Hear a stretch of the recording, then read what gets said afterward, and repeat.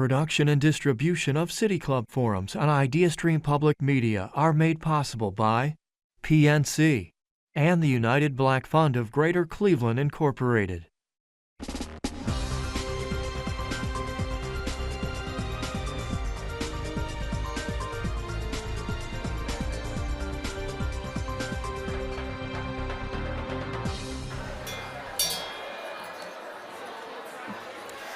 Hello, and welcome to the City Club of Cleveland, where we are devoted to creating conversations of consequence that help democracy thrive. We are going to get started, everyone. Thank you so much.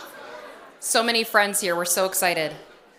It is February 28th, Friday, and I'm Cynthia Connolly, Director of Programming here at the City Club, and thrilled to introduce today's forum. It is part of our Local Hero series, which spotlights champions here in Northeast Ohio whose hard work changes the way we view ourselves and our community. I cannot think of any three women more deserving of this recognition than our speakers joining us today. In December 2021, the City Club hosted its first forum on Project Noir. It was hosted as part of our Happy Dog Takes on Everything series in Gordon Square, and I had the privilege of moderating that conversation. At the time, Project Noir was the first survey and report of its kind to understand better why Cleveland was ranked dead last as a livable city for Black women. I recall the conversation that night being one of the most powerful, raw, and significant ones for the City Club. The Happy Dog was packed. And one of the major takeaways mentioned by then panelist Stephanie Shealy of the YWCA of Greater Cleveland was that you can't make Cleveland better without making it better for Black women. Now it's 2025, and here we are at the City Club in yet another packed room of sisterhood and allyship to discuss how Northeast Ohio can become a national leader in racial and gender equity, especially for Black women. Enlightened Solutions is a nonprofit social enterprise and social advocacy think tank, and they just released their new follow-up report to 2021's Project Noir. So, has anything changed since then? Joining us to answer that question and more is Kayla Griffin Green, the Ohio State Director for All Voting is Local, and two of the report's authors, Chinenye Nkemere, co-founder and director of strategy for Enlightened Solutions, and Bethany Studenic, co-founder and managing director for Enlightened Solutions. Moderating the conversation is Indigo Bishop, program officer at the St. Luke's Foundation. If you have a question for our speakers, you can text it to 330-541-5794. Again, that's 330-541-5794, and City Club staff will try to work it into the Q&A portion of the program. Members and friends of the City Club, please join me in welcoming Kayla, Chi-Chi, and Bethany. Indigo? All right. Thank you so much. All right, we're going to jump right in because I know this is going to be a really rich conversation and we want to save all the time we have. So I'd love to start off with each of you sharing just a bit about your background and experiences that shaped your journey to your professional positions at this point. Who wants to start? You want to start, Bethany? Sure, I can jump in. So my background is in social work and law. I have my master's degree in social work from Case Western. I'm also a practicing attorney. I do employment litigation for plaintiffs, so I deal with a lot of harassment, discrimination claims with Sobel, Wade, and Mapley. And Chi-Chi and I met doing police reform work, and we saw through that process that it was really difficult to create grassroots change whenever we're dealing with complex systems, and so we wanted to help translate the community experience to systemic change. And then in 2020, Cleveland was ranked the worst place in America for Black women, and we knew that that's where we wanted to focus. And I will say one of the main questions I get about my journey to this work is, why are you doing this as a white woman? And I think there's a couple of really good points. There's a lot of good reasons, but a couple of the main ones are, first, Project Noir is designed to describe the community's experience. It is also designed to hold folks accountable to those behaviors. When I talk to folks who look like me about this study, I often heard, well, I don't know what we're doing wrong. I don't know why we're at, this particular position. But when I talked with Black women, they told me exactly why, right? And so Project Noir is accountability for folks who look like me. I will also say that I think that when Black women thrive, everybody thrives. Your liberation is my liberation, but my liberation is not necessarily Black women's liberation because it does not include the intersection of race. So if I'm going to wake up every day and do advocacy work, I want to make sure that we are starting with the most marginalized. And we know that historically, when we do that, people who look like me benefit disproportionately anyway. So I really believe in this work, and we're so excited to be here today.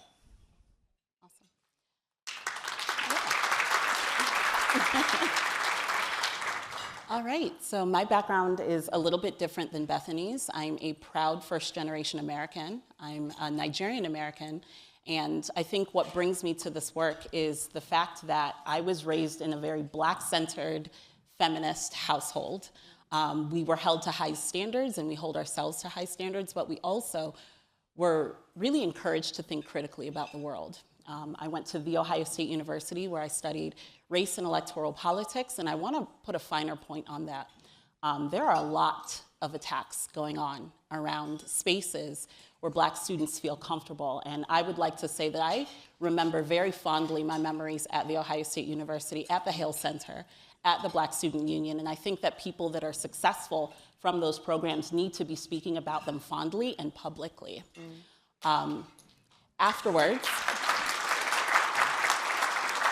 Afterwards, I secretly applied to Teach for America, much to the chagrin of my parents. I was supposed to go to law school, and decided to become a middle school teacher in Houston, Texas. And what was supposed to be a 2-year commitment turned into 7 years down in Houston, which I loved. I came back up here to continue my career, like Bethany said, where we worked in police reform, specifically around resource sharing and community advocacy around folks' rights. So I think that's the common thread, is how exactly can I look at my background as a diasporic African and look at how we are going to empower Black Americans, empower women to change the metrics that we're seeing here across the country, but even in our backyards.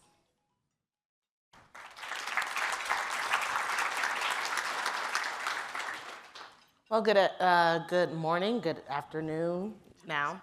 I always start by saying I'm from Youngstown, Ohio, and I grew up in the 90s. So I'm from Youngstown because that shapes so much of who I am. I grew up during the war on drugs, where a lot of Black men were being plucked out of our community. And I thought, well, I'll go to law school and be a defense attorney because clearly their attorney isn't good enough to get them off. That's what I thought in my naivete, right? So I went to Kent. I studied political science and Pan-African studies. Similarly, our Black student union was called Oscar Ritchie.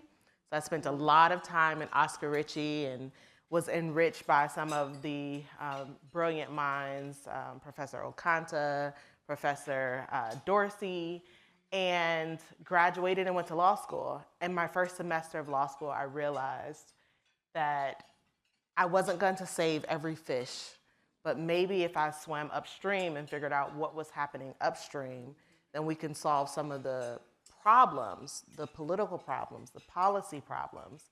And so I went on to get a Master's of Public Administration because the laws were ever changing, and I couldn't rectify how people on the Supreme Court could just make something up. I was like, you're making it up. You're all making it up. And then I thought I was going to do criminal legal work. I thought that was going to be my work. And I started organizing back in Youngstown around democracy and getting people out to vote. And then I came here to Cleveland and I got involved with the NAACP and started doing door knocking and true organizing, like on the ground organizing, started talking to people. And I realized that for whatever your issue is, whether it's healthcare, whether it's education, democracy needs to be your second issue because we live in a republic where there are people making decisions for you. And so I got involved in democracy, and now I'm leading Ohio for an organization called All Voting is Local, and trying to help people understand that our elections are one aspect, and how we can change a system.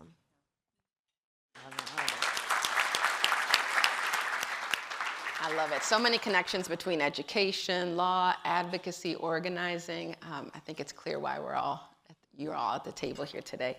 I'd love to jump over to Enlightened Solutions a little bit to open the forum and talk about Project Noir and update on or give an overview of your Enlightened Solutions and what inspired the creation of the organization and your work. Sure. So I'll jump in. Project Noir was born out of research coming out of the University of Pittsburgh initially, and it was initially supposed to be a study on poverty. A sociologist was looking at poverty rates in mid to large-sized cities and essentially stating that these cities can alleviate poverty if you just look at class and resources. And what that sociologist very quickly learned was the actual issue was race and gender, specifically the intersection between race and gender for Black women. So she changed her research very quietly. She ended up publishing this research, and CityLab Bloomberg picked it up and created a list of the top 10 best cities in America for Black women and the top worst cities in America for Black women. And it was a very comprehensive study. Again, it's all cities that had a Black female population of over 100,000. And what we learned was, obviously, Cleveland was at the complete and total bottom. So when Bethany texted that article to me, I was like, yeah, girl, like, what do you want me to do about it? Is exactly what I said. And she was like, somebody should do something about this. I was like, okay, that's great, but I don't know why you're telling me this. She said, I'll give you 2 weeks. And in that 2 weeks, I peeled through the actual research, and it made me angry. It made me so angry because the scientists didn't even interview one Black woman. So out of all of that research, you can't take the respect to actually take the microphone and place it in front of a Black woman and ask her experiences. I find that patently offensive, that we can study and pathologize Blackness, we can study and pathologize womanness, but we don't ever ask Black people their opinion about their lived conditions. So Bethany knew what she was doing, and she said, okay, would you like to talk to Black women about their lived experiences? And she ended up creating a pilot survey around Project Noir. I did. I was a bit of a bully about it. Yes. But we knew there was something here. And again, going back to the comment I made about talking about this with local leaders, the conversation was really nebulous, right? There's always this, when we're researching these things, it's almost like we're not talking about the people who are creating the problem. Right? It's like this problem exists, but it's just magically created, right? And that was the frustration I had with this, because we know there's another side to this.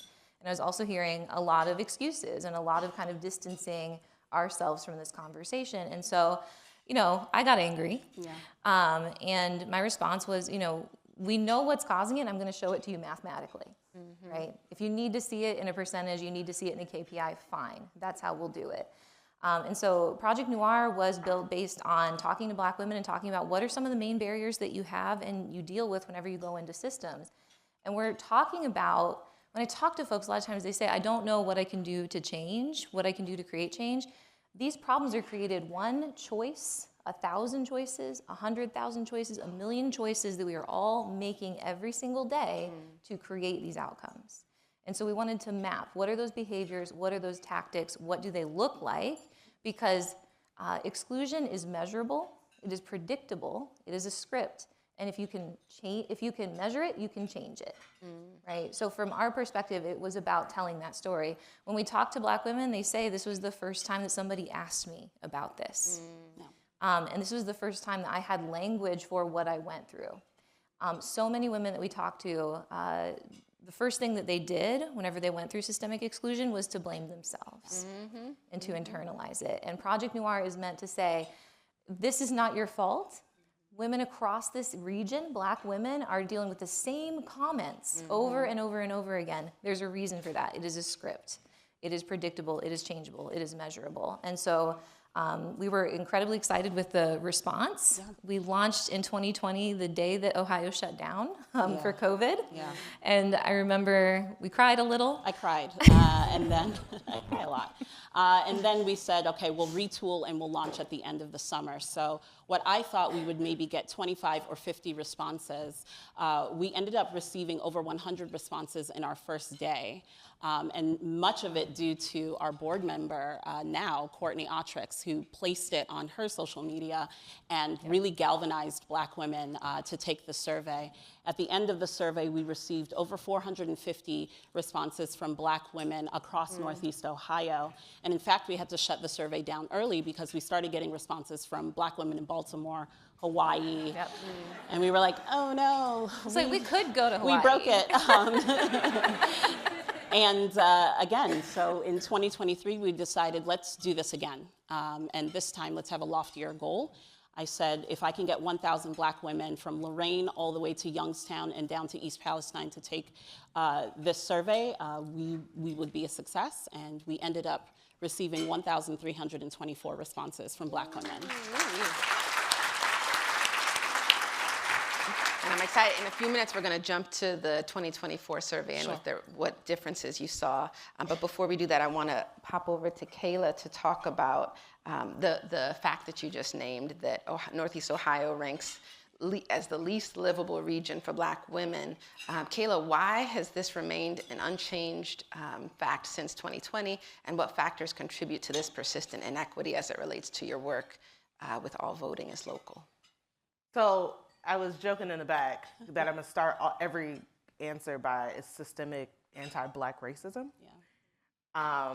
And it is, but there are driving forces behind that, because sometimes we say it's racism and folks kind of like brush it off, but there are driving forces when we talk about racism. And I know like they are the stats people, so I was like, let me not do as many stats, but I wanted to underscore economic disparities are just running our city rampant and our region rampant. Black women in Ohio make 64 cents to every dollar of every white man. And that is creating a 36-cent racial wealth gap. That means that Black women will need to work until they're 83 to make what a white man makes by 60. Yep. 83 years old versus 60 years old. In Ohio, 39% of women-led households live in poverty. Among Black women, 24% live in poverty. 24.8, so 25% live in poverty. That's compared to white women at 11.3%. That's economics, right? That's compounded by housing and neighborhood inequities. That's compounded by high eviction rates. That's compounded by low home ownership rates. That is compounded by health disparities, which I'm sure we'll get into. But we are the most educated population in this country, right? Yep. And we still face these barriers. And so these conditions are not by happenstance. These are structural systems that are created for this purpose. And I want to really connect the dots, because you asked about my work. I work in democracy, but I think it's really important to stress that politics is not an end. Politics is a means to an end. We utilize politics and elections to get our way, to create the systems that we want to create.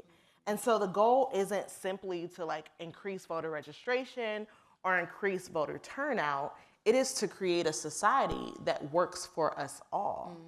And unfortunately, our country and this region has crafted this society and made us feel like we have to live individualistically, that it is on us as opposed to the collective. But if we take a step back and we say, wait, there's too many people that have these same systemic issues, then maybe us as a collective will bind together and say, we need to make some changes and shift and make it a system that works for us all. Thank you for that. All right, we're going to jump back to the Project Noir survey. What are some of the most surprising and overlooked insights that have emerged? And are there any glaring shifts that you've seen from the first survey to the second? We did run an analysis to compare Project Noir 2020 to Project Noir 2024. And I will preface this by saying we went into Project Noir 2024 suspecting that there wouldn't be a lot of change, right? In order to have that type of widespread systemic change, we need to have real investment, real change across multiple systems, including legislative, but also within organization and organizational reform. And so when I ran that, there were very few statistics that were statistically significantly different, right? So we haven't seen much of a shift. Some have moved up a little bit, some have moved down a little bit, but overall we're seeing a lot of the similarities. What is really nice about Project Noir 2024 is that every time that we do Project Noir, we enhance our data. So we ask quantitative questions, so you'll see that in terms of statistics, but we ask qualitative questions. And we look for what are the most common things that Black women are talking about, because these ladies are taking the survey all across the region. They're not talking to each other. So if I'm getting 50 stories that have the same pattern, that's something we need to look into. So in Project Noir 2024, we took those patterns and we asked about them explicitly. So every time we do this, we get a little bit better at asking these questions and drilling down into the data. Some of the statistics that we looked at this year, and this was one in 2020 that the community asked us over and over again to include, 67% of our participants were called angry or aggressive at work. And this comes in two forms. It usually comes right when someone is targeting a Black woman and they suspect that she's going to say something. And so they preemptively start painting her as aggressive, as threatening. Or it happens right as she says something, and then the response is to say, well, she's scary, right? She's always overreacting. This is a very, very common tactic. And this is what I'm talking about whenever I say white folks need to hear this, because we're the ones perpetuating it. And so what I'm looking at is asking you to make different choices around this. 41% of our participants in healthcare were told to lose weight, even when it's unrelated to their complaint. To give you an illustration, one woman talked to us, and she had gone to the doctor because she broke her ankle. And her doctor said, if you had just lost weight like I told you, this would have never happened. Yeah. And I don't know about you, I've been thicker, I've been thinner, I've always been uncoordinated. So I don't know how that's supposed to help. Oh, Lord. See why we've been together for like 7 years.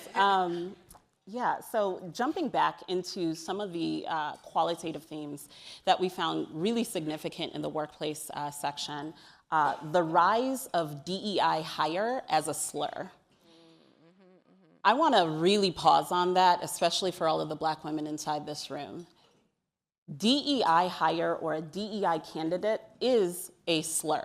It is a coded slur specifically aimed at Black women, and especially aimed at Black women, to target, to microaggress their expertise, their genius, their understanding of the workplace. And also, I'd like to really the most important thing that I'll probably say today is that we should stop calling it DEI. We need to get away from calling it DEI. You need to say the word or the phrase in full. Diversity of Black women and Black womanhood, inclusion of Black women and families, equity for Black women and families. If you would like to do away with it, you need to be bold enough to say it. These are slurs, and these are slurs that many Black women are experiencing within the workplace. It was a statistically significant theme because I ran the Google analysis, a trend analysis from 2022 to 2024, and we saw it skyrocket. And then we saw it reflected within our qualitative analysis, Black women receiving that within their workplace packets as well. Yeah. I could go on. I really can. No, that's powerful. Thank you for sharing. Project Noir emphasizes the importance of Black women's civic power. Kayla, I wanted to ask, how can advocacy efforts ensure that Black women's voices shape policy at all levels? Yeah, thank you for that question. So one of the things that, a term that I coined, or a slogan that I coined when I started the work at All Voting, was that voting is just the front door to the mansion of democracy. That there is so much that we can do when we talk about civic engagement. And oftentimes we get hung up on voter registration and turning out the vote. Now we know 92% of us, we know, we got it. We got it, right? But we got it. But there's so much more, right? So it is running for office. It is attending public comment. It is attending meetings, understanding what is happening. It's making sure that the meetings are at times that people can actually get there and not, behind closed doors when people are working. It is accessibility. But like I said, politics is not the end. It's a means to an end. So when we elevate women's pay and make sure that Black women have equitable pay, then we have more disposable income where we can donate money to candidates who are running, put some money into our C4s so that we can, run people out. Because some people need to be ran out. And it's understanding what is happening. So I want to take a privilege here. In Ohio, one of the things that I've been pushing on for the last 4 years when it comes to our elections, because I said democracy should go hand in hand with whatever issue you have, because there's somebody making a decision. We have this little nuanced thing in Ohio called a provisional ballot. It's the ballot of last resort. This is the ballot that you are given if you show up to vote and they can't find you on the rolls. You don't have the proper ID, because now we have this strict voter ID bill that was passed in Ohio that says you need to have an ID. Do you know how many calls I got? I manned the hotline on election day and during election season.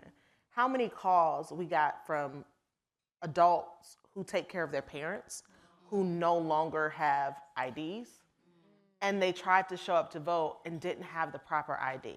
So now there are senior citizens being excluded from the election process, okay? To add insult to, and we knew this was gonna be bad. We knew it was gonna be bad because in 2020, we had the largest voter turnout in the state of Ohio. It was very good. We had 5.9 million people show up to vote in the 2020 election. We've not seen those numbers ever before. In 2021, they introduced this bill to try to roll it back. And we were like, no, it's going to impact people.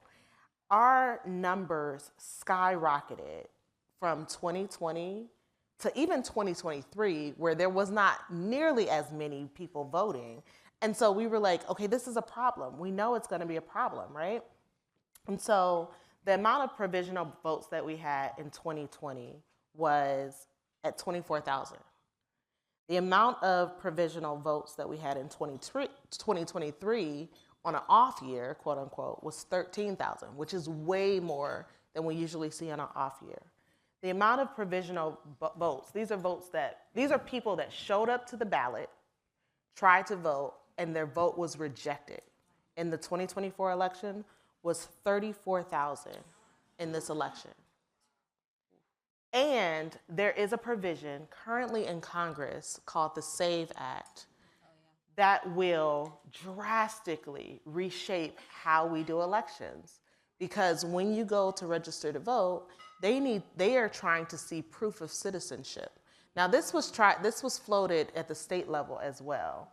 But proof of citizenship means I need to bring in a passport or a birth certificate.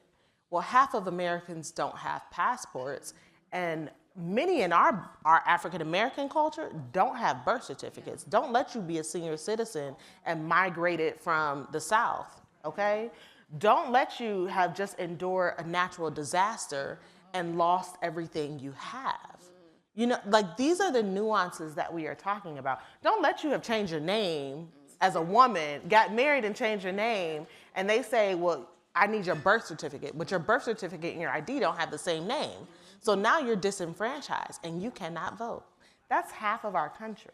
These are decisions that are being made. These are choices that are being made. And so if your issue is not democracy, it needs to be quickly, because if your issue is education, if your issue is healthcare, somebody is making those decisions, but you can't vote on who that is. Mm-hmm.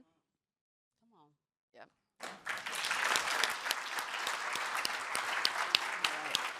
And sticking with the theme of policies and turning it back to prioritizing the economic and educational healthcare outcomes of Black women, Bethany and Chi-Chi, are there specific policies right now or coming up that you think would particularly impact that? I think this is our hardest question because we have too many ideas. We are a think tank, so we think a lot. I wake up to text messages from Chi-Chi. What about this? What about that? I text her. The thing is there's no one silver bullet policy that's going to fix this, right? This has to be a long-term concerted effort across multiple systems, local systems, state systems, federal systems, national systems. I will say, locally, we have worked really hard to support the creation of the Black Women and Girls Commission at the City of Cleveland. We're really proud of that work. And we made that recommendation because we know that we need long-term focus on this. It's not going to be one specific policy. In terms of organizations, we'd really like to see more commitment to data-informed decision-making. People talk about using data to make decisions, but when it comes down to measuring microaggressions, suddenly they're not so interested in the conversation. Yeah. This is the type of change we need because we have to chip away at these scripts that we're following. We're really interested in public data disclosures for workplaces, healthcare, and education. If you're choosing where you're going to go and get healthcare, you deserve to know what the healthcare outcomes are for people who look like you. If you're looking to take a new job, you deserve to know what the turnover rate is for people who look like you and the average tenure, right? You deserve to be able to make informed decisions, and those are easily measurable and reportable. This is the hardest question for me because I have too many things. I'll do a broader point. It's not necessarily attached to a specific policy, but it is a socioeconomic call. We are currently and have been currently experiencing a brain drain in the state of Ohio. If Black women are the most educated, getting the most certifications, even in the midst of all of these different obstacles that systems and individuals are placing in front of them, I want you all to understand that Black women of means, education, and resources will leave this region. They will leave. Not only will they leave, they will be taking their education with them. They are taking their families with them. And cynically, they're taking their tax money with them. Cuyahoga County is losing population. The city of Cleveland is losing population. The city of Cleveland is 48% Black. We are a Black majority city. If we cannot foster an environment that allows Black women not only just to survive, but to thrive, we are artificially creating a brain drain, and that is perilous for our economic stability in the state of Ohio. We are already losing representation. As Kayla states, the reason why we were like, we have to have her up here is because this is a democracy question. If we are losing population, we are losing representation. We are losing our voice not only on the national level, but here locally as well. If we are not investing in making sure that the Black women and girls, the girls at that table, the girls in the back that are gaining an education, if we are not invested in their livelihood, in their career paths, we are actually doing ourselves a disservice within the state. Absolutely, absolutely. All right, and I know it's almost time for Q&A, so we're going to do one last question. This is for all panelists, because I know it's a question that might come up in Q&A, but something that everyone's going to be thinking about is what individuals can do, what can community organizations do, how can we take action based on All Voting is Local and Project Noir's findings to create lasting change that's sustainable. We have to push back against the system. We have to push back against the system that tells us is them or us versus us. We have to push back against the system that drives profits for a very, very, very small minority and keeps us out. That is what this is all about. It is all about economics. It really is.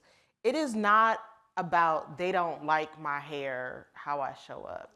It is they want to control people in order to make more profit. And if we can coalesce together, and I say this all the time, and I'll shut up because you preaching. Dr. King was assassinated because he started talking about bringing poor white people and poor black people and middle-class black people together. And they said, oh, absolutely not. Absolutely not on our watch. Yeah. Because when we wake up and we understand that my enemy does not look or live down across the road or across the railroad tracks, it is the people in the glass and ivory towers that we need to rage against the system and say, do you know how much money $1 billion is? Do you need multiple billions of dollars when we are suffering, when there are people that are suffering, and we are not disposable? People, we are not disposable. Black women are not disposable. Our Latino community is not disposable. So we need to rage against the system, and we need to look for policies and politics to do so. I say this at probably every single speech that I give. It's a proverb from my people. It's an Igbo proverb that says, those who live in the attic know where the roof leaks. Ooh, yeah. Black women know exactly what is wrong with these systems. The problem is, are we actually listening to Black women? Or are we doing we're listening and we're learning? I'm done with it. I've been done with it. Anybody that knows me knows I'm done with it. What we actually need is unencumbered financial resources to actually build the systems that we deserve.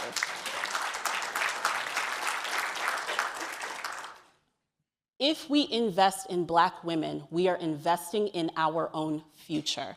It is very revolutionary, just like Kayla says, to be bringing together a multiracial coalition of individuals that may not look like you.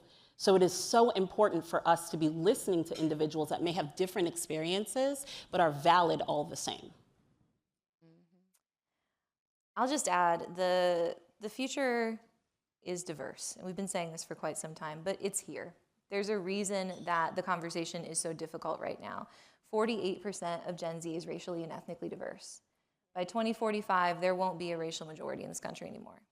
Women have more education than we've ever had. We are outpacing men for the first time. A third of Gen Z is LGBTQ. Change is here. That's why we're dealing with these difficult conversations now. And I will say, as advocates, the thing that I often say is that if I'm not making somebody mad, I'm not pushing hard enough. So I understand that we see resistance. Without resistance, there is no advocacy work. That is part of the definition of what we do. I'm not afraid that the pendulum has swung. We're not going to stop doing what we're doing. But I will say our work is more important than ever. We're watching data being deleted. We're watching our conversations being, put on hold or banned entirely. We need funders to really be focusing on the organizations that are most at risk right now. And it's the work like Chi and I are doing. We need your support to be able to continue to do this, because we're not going to stop using these words to be able to apply for a federal grant.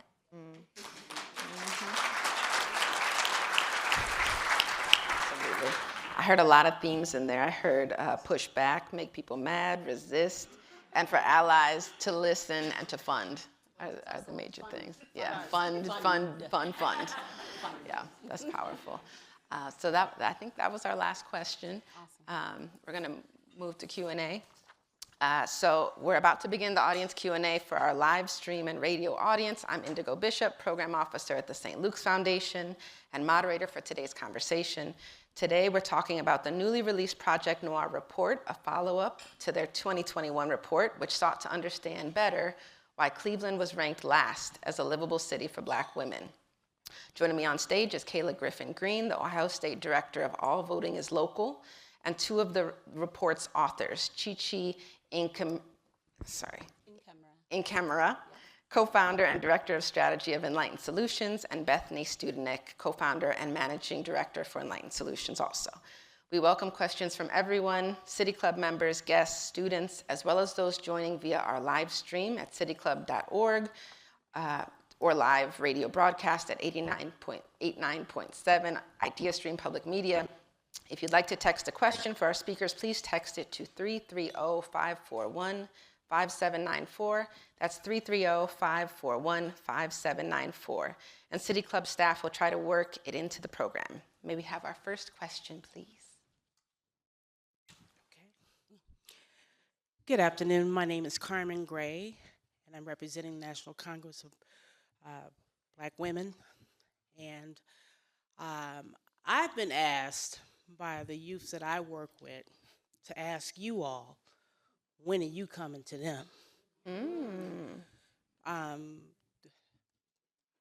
I'm new to this format about questions, so it's going to come off as a statement and a question at the same time.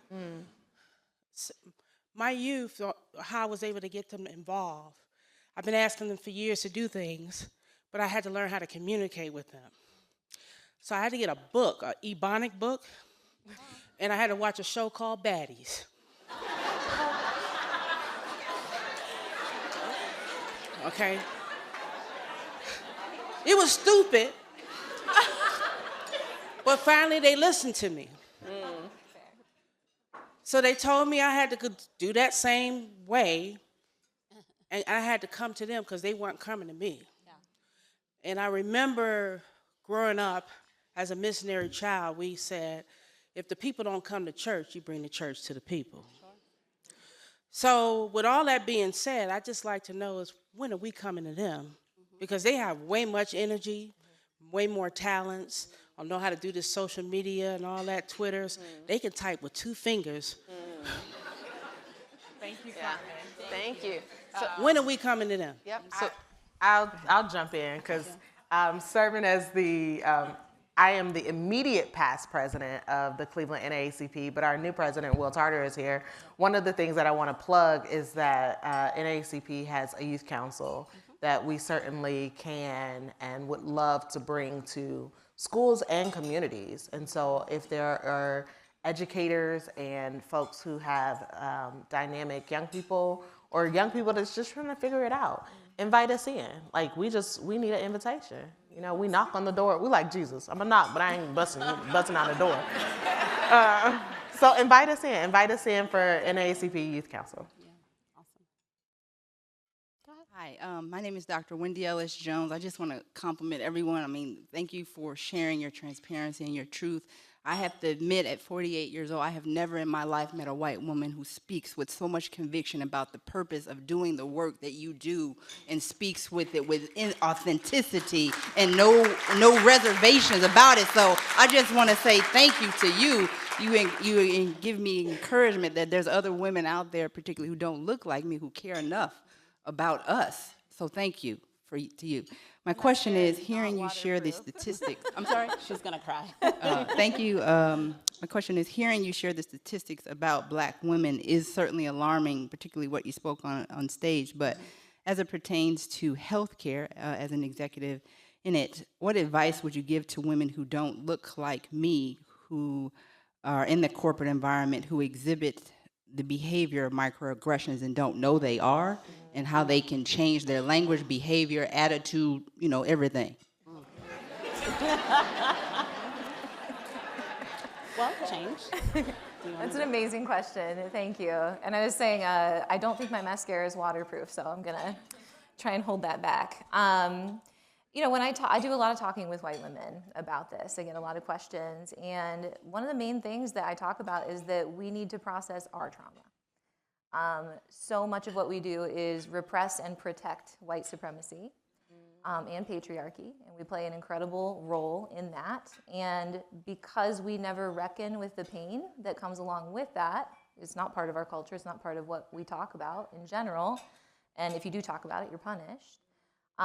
Because we don't process that, we take it out on other people. Trauma comes out one way or another, you can't repress it. So you're either going to take it out on someone or you're going to continue to live through those cycles. So I often talk with white women about processing our role in the system, processing the ways in which it has injured us, and starting to understand and empathize with folks who look different, because our liberation is tied together. If we leave oppression alive in any way, any form, it grows back. So we can eradicate it for white women, and 10 years later, it'll be right back. We have to eradicate it completely. So thank you for your question.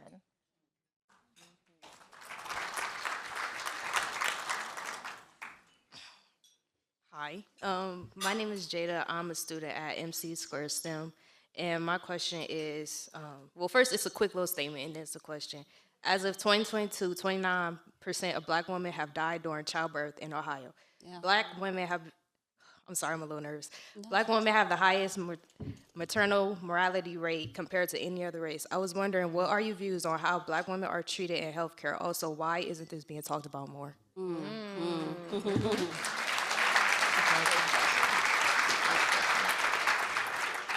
So yeah, that statistic is appalling, and more than appalling, I want to remind us that we live at the nexus of 4 globally ranked healthcare institutions, 4 of them, 4. And to their neighbors, the Black women that you are speaking about, it's not just one loss of life. That's an entire generation. That's a whole generation. So obviously we take this extremely personal. And throughout our research in Project Noir, we actually talk specifically about those themes that you're talking about: bedside manner, callousness, the indifference to pain that Black women are experiencing within the healthcare system. So to your question about are people speaking about it, yes, we obviously are. Many of our healthcare partners are definitely talking about it. We have partners that are in the room, Village of Healing, that just opened their new facility in Shaker. We also have Jasmine with Birthing Beautiful Communities here. There are Black women that are taking their knowledge and expertise and removing it from the systems that had absolutely constricted them. We are attempting to work with our healthcare systems, to work within the systems to eradicate these healthcare disparities, but we need individuals to keep talking about it so that we can keep pushing as well. And before we move on, that is why it's important for people to lead hospitals. Yep. That is why it's important for Black women and Black people to be teachers in med school, so that the narrative isn't pervasive that Black people don't experience pain. But that's why we go hard when folks are fired from institutions.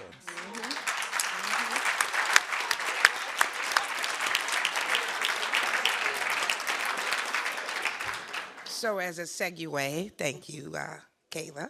I'm Dr. Adrienne Hatton. I'm in lifetime Northeast Ohio resident. I was going to ask just about that. My question is really related to the narrative and controlling the pen. My question is, how do we as Black women get, because I can't say regain because we never really had it, control of the pen so we can tell our own story? I'm gonna kick it because I think that Project Noir is an example of that, right? We might not be in the newsrooms, and we got some amazing Black women news journalists here. We have some amazing folks who are writing and leading and telling the stories, leading organizations, at the helm of organizations. But sometimes we just don't need to ask for permission. Bethany asked for permission and presented it, but the report that they did was oh, we are going to tell the story and put the spotlight on Black women. So I just want to kick it. I appreciate that. Yeah, it's just the fearlessness. What I'm seeing is when Black women step into the first role of a historically white-led organization, they are under attack. And the attack impacts them mentally, physically, emotionally, their household. I know this from firsthand experience, and I'm witnessing it happen to other Black women right now. What can we do as a community in Northeast Ohio to better support Black women when they step into this role? And what's the responsibility of holding these boards accountable to doing such? It's an excellent question. Do you want to jump in? It's a great question, and it's something we've observed many, many times in our work. We've talked to, sometimes when we talk about this, one of the kind of rebuttals or dismissive statements we get is, isn't this an inner city problem? Yeah.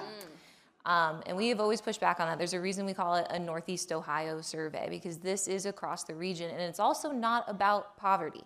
Poverty is an additional barrier, but so many of our women are high-achieving Black women who are making money and doing amazing things in this region.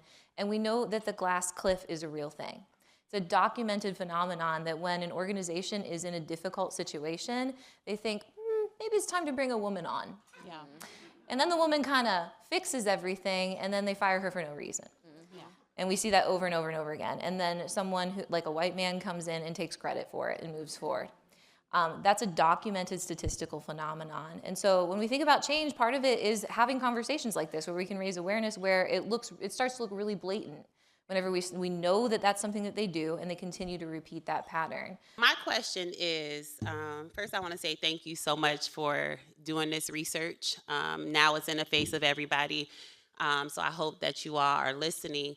But what efforts can we in this room do to help push organizations to fund this work and research? There's so many young people here who in 10 years this can really influence how we love on our young Black girls. So what dollar amount are we talking about? Because sometimes to get to people, you gotta just get to the bottom line. So like how much money are we talking? I mean, she's my translator. Reading your mind. Yeah. It has to be sustained, right? And so our work, we had 4 years between the project because we had to fundraise around it. We had to have conversations. When we talk with funders, we're often still seen as the new kids on the block. Yep. When we first pitched Project Noir, before we actually did the survey, most funders told us just flat out no. We don't fund research. We don't fund research. We don't fund policy work. We're not interested in this. One particular person told us, don't Black women already know this? Is this even really helpful? Yeah. And so we had to break through a lot of barriers, and we're still breaking through those barriers. I will say, I won't put a dollar amount on it because I don't want to limit it, right? Never put out the first number in a negotiation. But what we do need is sustained funding over time. Chi-Chi and I have worked really hard. We work with systems to earn income. We put our own dollars back into this every single day, but we need systems here locally to see the value of that, especially when we're at a time where data is being deleted. Yeah. And Chi-Chi and I are always right. Yeah. And I mean, it's factual. We were like, it's not going to change. And then like, oh yeah, well, it didn't change. But we genuinely are. And on top of it, it is just a 2-person team. All of that research, all of those interviews, all of the surveying, all of the community investment is just me and Bethany. We need the help. We need the assistance, whether it's a program officer, whether it's data analysis. Bethany runs all of the data analysis, and I go through and I clean it up. These are investments that we actually need to change these metrics, because it's only gonna grow larger. 1,000 Black women took this survey. Next time it could be 5,000. It's going to be unavoidable when we're not able to actually explain why the needle has not moved. I think this is our last Hello, everyone. Peter Witt from the St. Luke's Foundation. Great job, great panel, wonderful, wonderful responses. My quick question is, when we think about the city of Cleveland, how do you increase fellowship or camaraderie or support amongst Black women? I think oftentimes we can fall victim to the environment, and sometimes there's a conquer and divide attitude when you're trying to rise to the top. So how do you promote that fellowship and increased camaraderie to support one another in the Black community for Black women? I'd actually kind of push back on that. I would actually say that Black women have the highest amount of camaraderie and the highest amount of support of each other. The best thing about working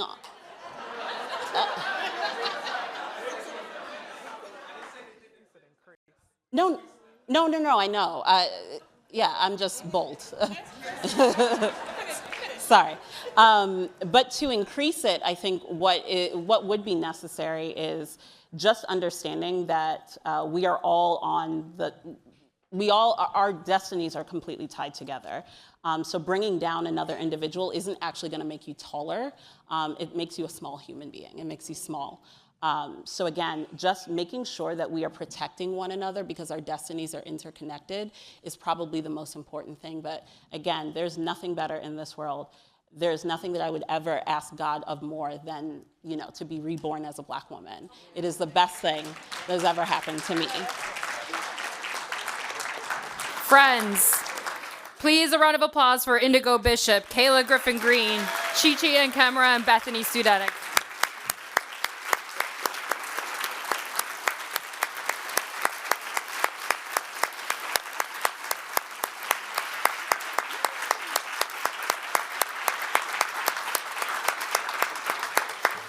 Forums like this one are made possible thanks to generous support from individuals like you. You can learn more about how to become a guardian of free speech at cityclub.org.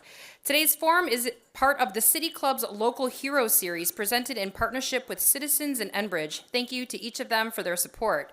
The City Club would like to welcome students joining us from Beaumont School, St. Martin de Porres High School, and MC Squared STEM High School.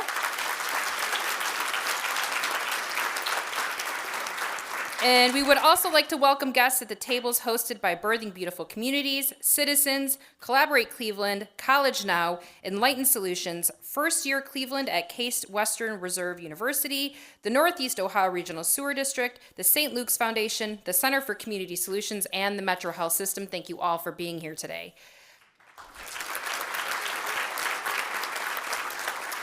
Coming up next week at the City Club on Friday, March 7th, we'll be joined by the president of Strongsville City Council and the chairman of the Republican Party of Cuyahoga County, who will provide their insight and analysis on President Trump's performance as he makes his way through his first 100 days. You can get tickets and learn more about this and other forums at cityclub.org. That brings us to the end of today's forum. Thank you once again to Indigo, Kayla, Chinenye, and Bethany. I'm Cynthia Connolly, and this forum is now adjourned. For information on upcoming speakers or for podcasts of the City Club, go to cityclub.org.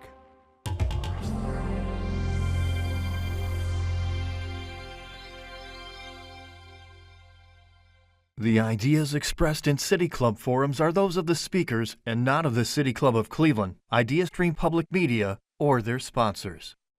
Production and distribution of City Club forums on IdeaStream Public Media are made possible by PNC and the United Black Fund of Greater Cleveland, Incorporated.